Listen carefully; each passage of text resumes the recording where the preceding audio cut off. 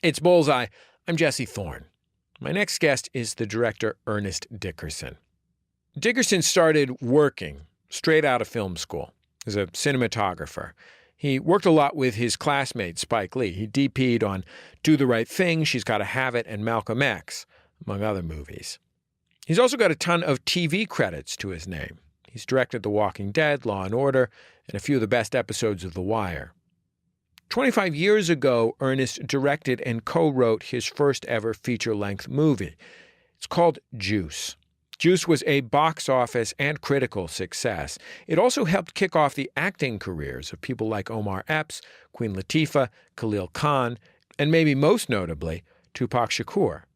To celebrate its 25th anniversary, Juice is getting a long-awaited re-release on Blu-ray.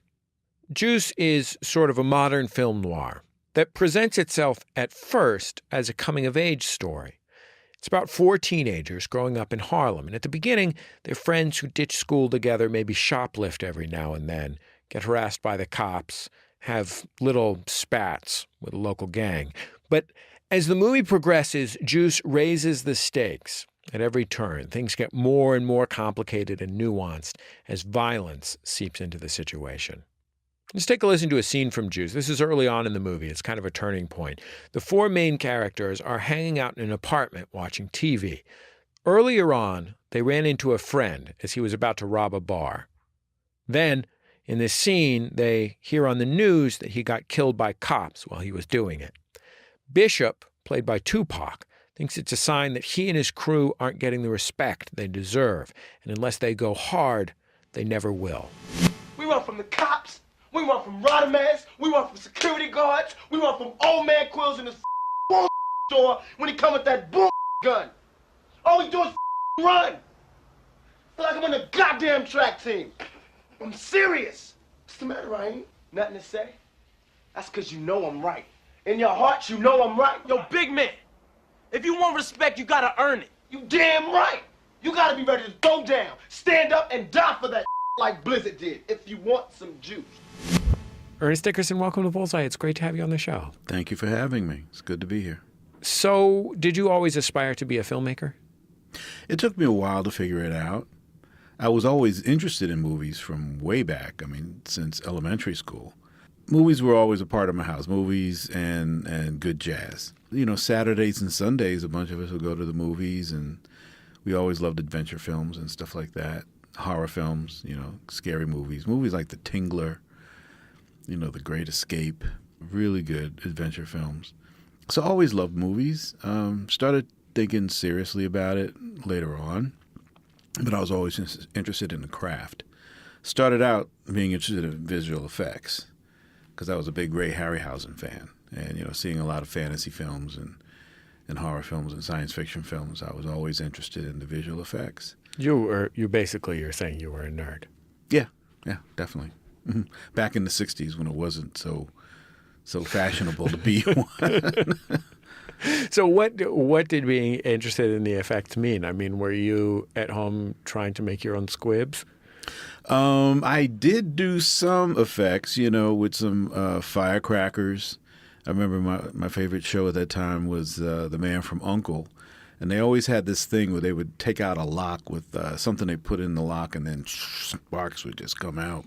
So I used to do that by taking firecrackers and tearing them in half and putting them in locks or stuff, and seeing that. We would play with that. I became a little bit of a pyromaniac. In the bathtub, I would take lighter fluid, and I would just squirt patterns in there and just light it and see it all just light up. You're listening to Bullseye. I'm Jesse Thorn. I'm talking with the director and cinematographer Ernest Dickerson. You went to film school. You got a master's degree in film. Mm-hmm. And I wonder if there was a point in your life where you had to give yourself permission, or maybe even to ask your parents for permission, depending on where you were at with your parents, to not do the job, not pursue a practical career, but rather pursue a profoundly impractical career. Well, the thing is, after I graduated, I got my degree in architecture. I had a part-time job at Howard Medical School and the hospital doing medical photography. What is medical photography? Surgery. I was in surgery sometimes 2 to 3 times a week. So were you just like taking pictures of people's boils? What you've described to me in a very flat tone sounds like the grossest thing ever to me. At first it was, they gave me a chance to kind of get used to things. They wouldn't let me take a photograph for a couple of months, but they let me develop the film. They say there's nothing more magical than that moment when you pull that piece of photographic paper out of the chemicals and you see that boil reveal itself. I went to my girlfriend after the first couple of times I did it because I'm shooting over the surgeon's shoulder and he's taking this person's leg off and they're wrapping it in a plastic bag and putting it in the corner so it can go to pathology. And I'm still shooting them cleaning up the mess and, putting the flap of skin over the bone and, but my eye keeps going to like that leg that's sitting over in the corner. So I went over to my girlfriend's house that night and I said, oh God, I gotta smoke a joint. Did you feel like you had to have or had a special seriousness because you were black? Yeah, I think so. Yeah, because that was some of the first stuff that Spike and I talked about because we met first day. Spike Lee. Yes. There weren't too many African Americans or Africans. There weren't too many black folks in the class there. They definitely didn't take us seriously. Even some black students, there were a couple of black students that had been there for a couple of years before we got there, and when they came up, they were basically saying, "Don't embarrass us, okay? This is a work school. You got to come here and work. This is not a party school." And Spike and I looked at each other. This bull. We always worked our asses off. That's why we're in graduate school exactly, right now. You DP'd the first few films that your film school classmate Spike Lee made, including some of his greatest films. I want to play a scene from one of those. I'm going to play a scene from Do the Right Thing. It was one of my favorite movies. Okay.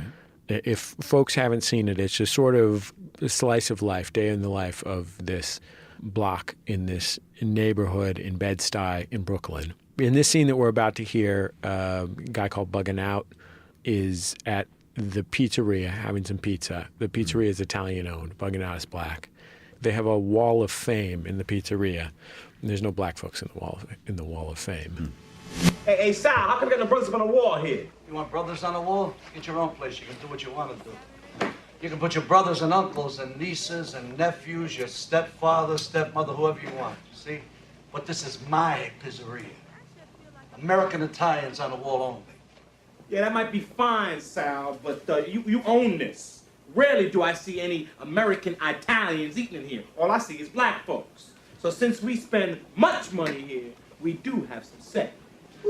You looking for trouble? Are you a troublemaker? Is that what you are? You making trouble? Yeah, I'm a troublemaker. I'm making trouble. Yeah. It's one of the most beautiful movies that I've ever seen. Oh, thank you.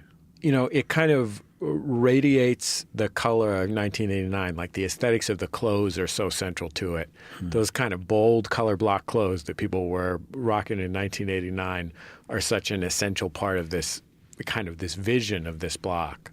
What did you talk to Spike Lee about in terms of what this movie was going to look like? Well, that process started months earlier. He and I were on a plane flying from New York to L.A. to look at the answer print for School Days. And he started writing. Well, he had been writing something that at that time was called Heat Wave. And he was telling me, yo, man, I'm writing this film. It's set on the hottest day of the summer. Figure out how we can get the audience to feel the heat of the summer. And I started thinking first about color, because color photography to me had always been a big thing, especially, color films where the color was used in ways to help tell the story.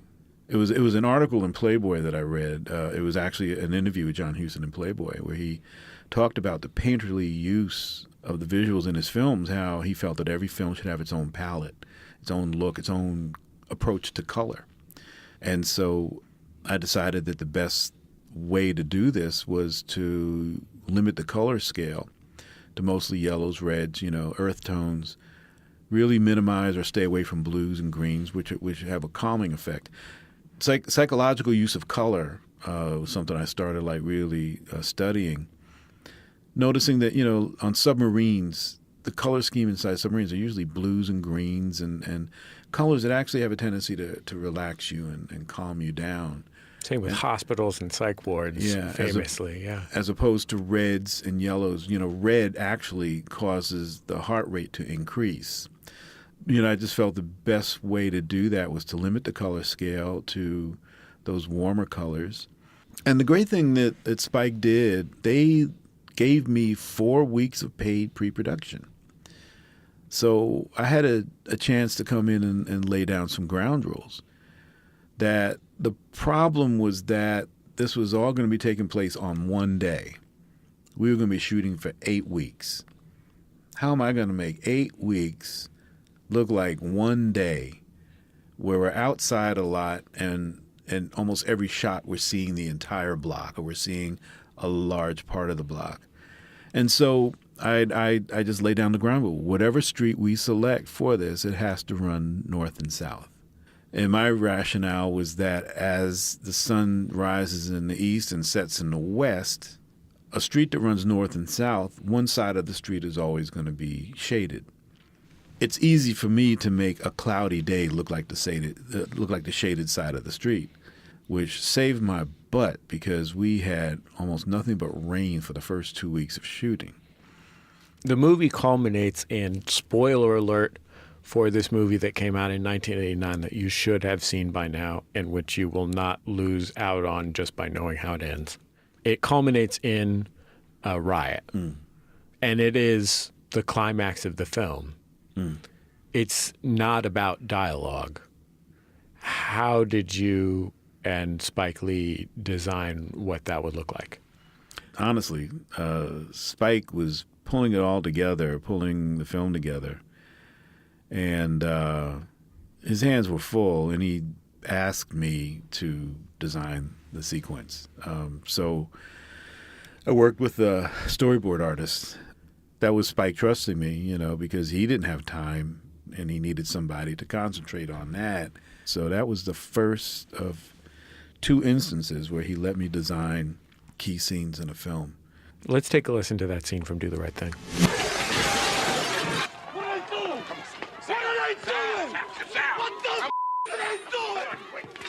Get him out of there! That's my place! That's my place!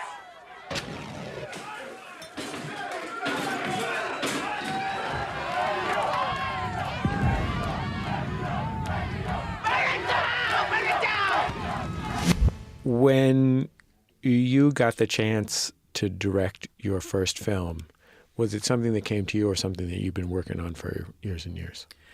It was actually something that me and a friend of mine co-wrote not long after I got out of NYU, before my career as a cinematographer took off. And after, I think, my first films, I tried to take it out. We tried to take it around and see if anybody could be interested in the script. It was called Juice at that time. It was basically the story that eventually got made. Some of the characters changed. Queen Latifah's character in the script was originally Afrika Bambaataa. So we just got rejected every place we went, so it just sat on the shelf. We said, forget about it. My career as a DP was taking off. Gerard's career as a playwright was working and taking off. He was at Public Theater with Joe Papp. And so it just sat on the script. The script sat on the shelf for years. And then what happened? Boys in the Hood became an international phenomenon, and all of a sudden somebody was willing to make a movie like that? No, we didn't know anything about it. What happened was that Gerard was going to get a new agent. She wanted to see some work, and, he gave her a copy of Juice. And she read it, and she says, "What are you doing with this? What was happening with this?" And nothing. It's just been sitting there for years. She says, "Well, you should make this." So she took it, and she took it around, and automatically there were about 4 or 5 production companies that wanted to buy it, and then we started getting notes. We started getting notes from the company saying that it was too dark. They thought it should be more of a comedic coming of age story between these four guys, you know, to lighten up the tone, more one-liners. And Gerard and I are reading this and we're saying, nah, man, come on. This is bull. You know. It's a pretty dark movie. Yeah, but I mean, structurally, at the very least, there's some warm-hearted, coolie high stuff for the first half an hour or so, but you know, it's a noir film. Mm-hmm. Seeing it as a warm coming of age story would be a very different film. Yeah. I mean, it was written as a film noir that could actually happen in Harlem. Was happening in Harlem at that time. Where the main characters were 16, 17-year-old guys. You know, that was what we made it as, and that's what we wrote it as. And so we just said, nah, this is turning into something we don't want our names on. And, you know, there were movies that we were looking at that said, you know, that was a good idea, but I bet you it just got developed into a piece of shit. And so we basically took the script back. We said, thank you, but no, that's not what we don't want to do that to this. And life goes on. And then one day I get a phone call from a young guy named David Heyman, who was looking for the first film to produce, you know, him and some friends. And so he called me. He says, look, I read your script, and I'm interested in talking to you. I want to see what kind of movie you want to make. So I met him, had brunch with him, talked for a couple of hours, told him this was a movie. It's a film noir. It's got to be real. It's not a studio film. It's got to be shot on the streets of Harlem. I said, there's no young actors that we know of that can play these roles. So we got to get unknowns, you know, really find new unknowns to play these roles. I talked for a couple of hours, and he said, I like what you have to say about it. Do you want me to get funding for it? And I said, yeah. It's the 25th anniversary of Ernest Dickerson's film Juice. It's just been re-released in a deluxe edition on Blu-ray. Let's take a listen to a scene from the movie, which Ernest directed and co-wrote.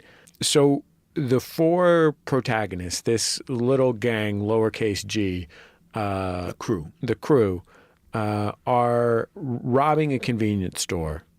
And while they rob a convenience store, the character played by Tupac Bishop shoots the owner of the convenience store, and he didn't really need to.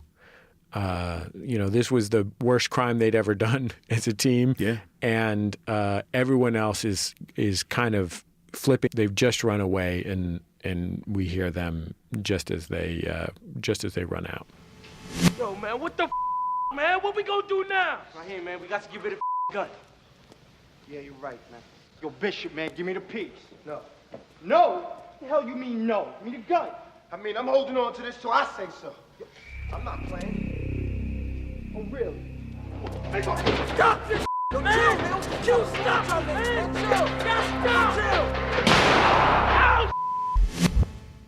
I think it's telling that you describe the movie as a noir. Mm-hmm. Because I think a lot of movies like this are shot and presented relatively naturalistically. Even if the action is grand, the presentation is almost casual.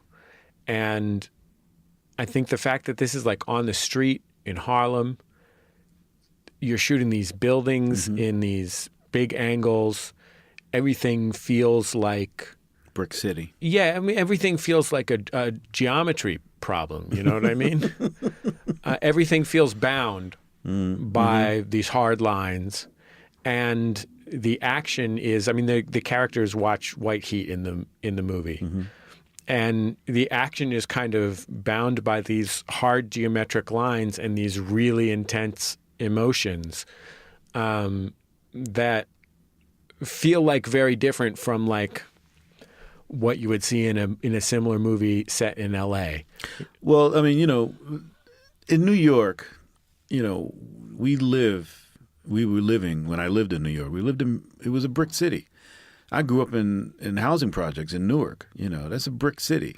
Growing up in vertical environments, living in apartments, you know, walking through hallways, walking through alleyways. To me, I was definitely going for like a certain kind of expressionism, you know. Yeah, no doubt about it. The old German expressionist films a lot of times which were dealing with crimes in the city were a big influence on us.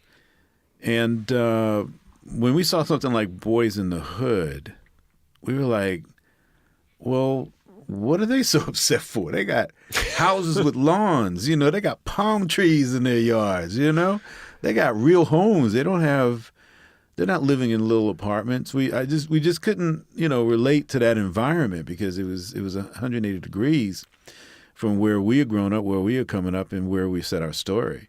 So yeah, that is living in the city, life in the big city. And looking at the film now, 25 years later, you realize what a liminal place New York was in between the New York of the 1970s and 80s, that kind of bleakness and that turn to the sanitized Giuliani New York aesthetics. Like it was still a New York. On the one hand, it feels almost recognizably modern. You know, it feels almost contemporary, but it's also still a New York where you're walking past a burned out car. Yeah, I mean, that's true. And some places up there are still like that in New York. I was shooting in New York recently, and you know, there's some areas that haven't been gentrified that still have that feel. But that was an environment that I knew, that I spent most of my formative years in. You know, the whole jumping from rooftop to rooftop was something I used to do as a kid.